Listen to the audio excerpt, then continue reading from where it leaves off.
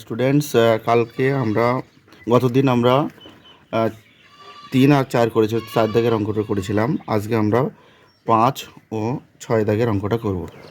দেখো, 5 দাগের অঙ্কটা কি বলছি দেখো। এক বিশেষ ধরনের জার্মান সিলভারে তামা দস্তা নিকেলের পরিমাণের অনুপাত 4:3:2।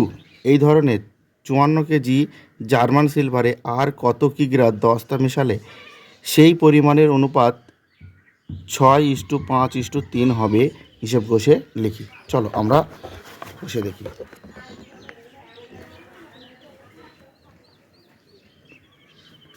তামা দস্তা ও নিকেলের অনুপাত সমান সমান 4:3:2। অনুপাতের যোগফল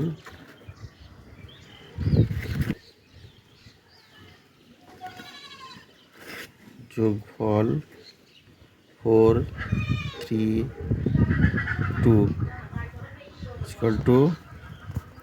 9। কত হলো? 9 হলো। এর আগে আমরা শিখেছি তামার আনুপাতিক ভাগহারটা শিখেছি। আমি আর আনুপাতিক ভাগহারটা লিখব না, এখন লিখব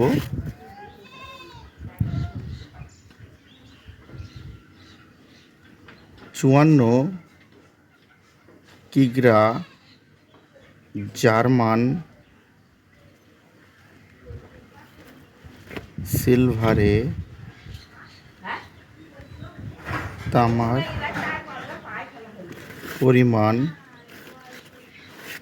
4/9 into 54, 6×9 = 54।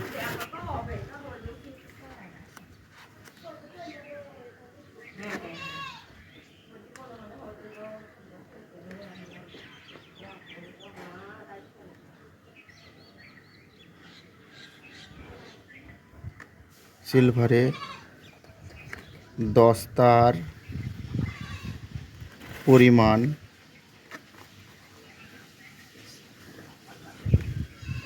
9, 3/9, 54, 6×9 = 54, 3×6 = 18 KG. 54 KG German সিলভারে নিকেলের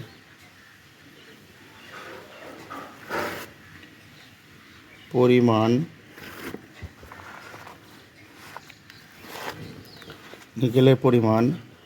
2/9 into 54, 6×9 = 54, 12 KG. 12 KG বলছে। আর কত কিলো দস্তা মেশাতে হবে? ধরি 10x কিলো দস্তা মেশাতে হবে। ধরি x কেজি দস্তা মেশাতে হবে। এখন দস্তার পরিমাণ, দস্তা ছিল 18 আর এখন মেশালাম হচ্ছে x কিলো, তাহলে 18 + x কেজি। এইবার শর্তানুসারে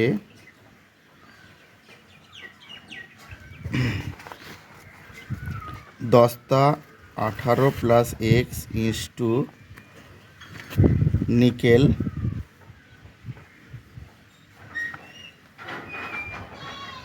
12 কেজি। এখানে আমরা অনুপাতটা, নিকেলের অনুপাতটা নেব 5:3 নেব। 5 কত নেব? 3, 5:3 বা 18x+12/5:3 করলাম 4,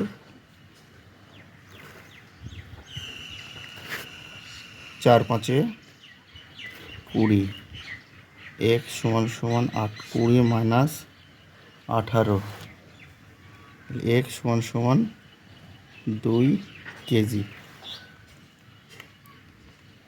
তাহলে 2 কেজি দস্তা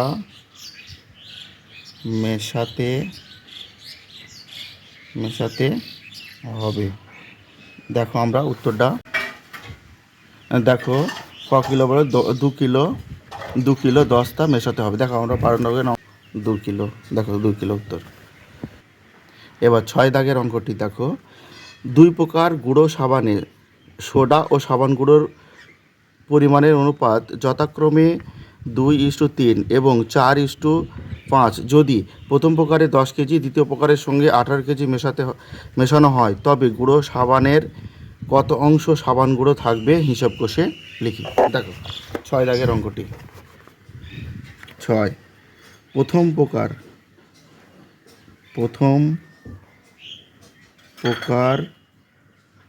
গুঁড়ো সাবান এমন করে লিখে দিয়ে এবার করে দেবে। সোডা ও সাবান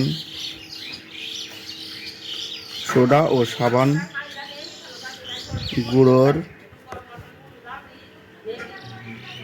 অনুপাত = 2:3।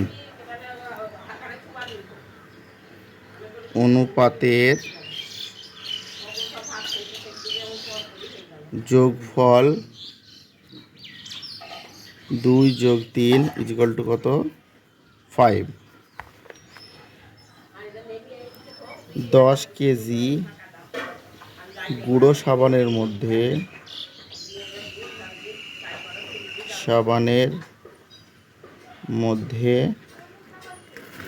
সোডার পরিমাণ 2/5, 10, 2, 4 কেজি। 10 কেজি গুঁড়ো সাবানের মধ্যে সাবান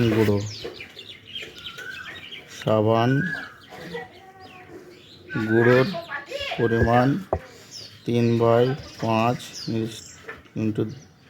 5, 10, 5 দোকানে 10, 6 কেজি।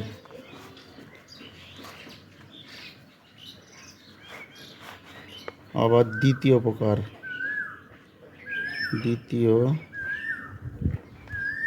প্রকার গুঁড়ো সাবানে সোডা ও সাবান গুঁড়োর পরিমাণ কত দেওয়া আছে না? 4:5 অনুপাতের যোগফল 5:4 5 + 4 9, 18 কেজি। দেখো এখানে আছে 18 কিগ্রার মধ্যে 18 কিগ্রা গুঁড়ো সাবানের মধ্যে 18 কেজি গুঁড়ো সাবানে সোডার পরিমাণ = 4/9 × 18, 2, 8 কেজি। 18 কিগ্রা গুঁড়ো সাবানে সাবান গুঁড়োর পরিমাণ 5/9 × 18, 2 10 কেজি। 10 কেজি। এখন মোট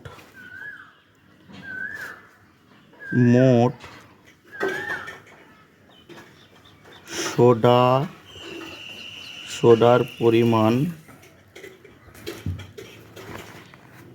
প্রথমটা কত ছিল 4 কিগ্রা আর দ্বিতীয়টায় 8 কিগ্রা। 4 + 8 = 12 কেজি। মোট সাবান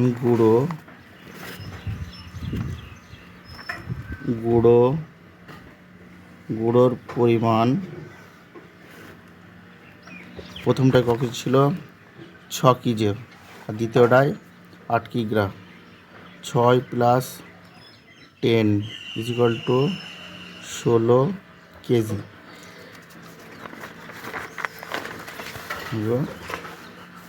অনুপাত সোডা ও সাবান গুঁড়োর অনুপাত,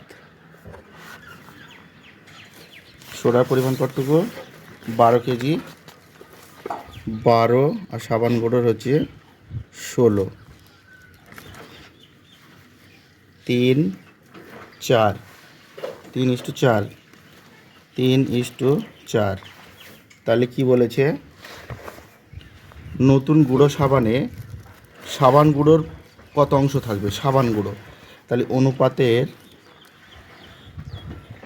অনুপাতের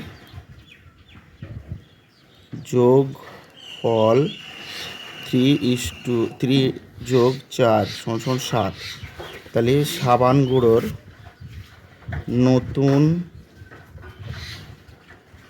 নতুনে সাবান গুঁড়োর পরিমাণ = 4/7 অংশ। দেখো কত বের হয়েছে, 4/7 অংশ। দেখো 6 দাগের উত্তর হচ্ছে 4/7 অংশ, 4/7 অংশ।